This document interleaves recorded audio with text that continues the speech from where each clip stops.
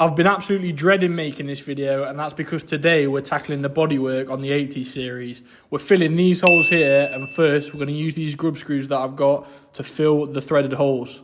I also applied a bit of Loctite to these grub screws just to make sure they'd stay in place. And this is going to make it way easier to weld these holes up because it means there's going to be something behind the actual hole in the bodywork. The two things I hate most about working on cars has got to be bodywork and electrical work, but you know, we've still got to get it done. And make sure you watch till the end of this video because I think the results were pretty decent to say it's my first time doing any bodywork. As you can see here, we're just sanding down around all of the holes just to make sure we can get down to the bare metal ready to weld these holes up. It's super important that we get rid of all the paint around the holes because when we come to weld, the weld just won't take to the paintwork. And as you can see here, this is all the holes prepped and ready to go.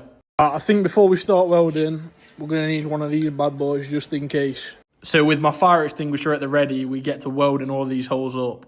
Now welding bodywork on a car is super tricky because the metal is so thin and can warp really easily. So we got to make sure to not get the metal too hot and take our time when welding these holes up. We also used a little method here where we cut a really small disc of steel out and then welded it into the larger holes. This just makes it way easier. It means we don't have to fill the whole hole up with weld. At this point, I was getting way more comfortable with welding the holes, but I still managed to burn myself.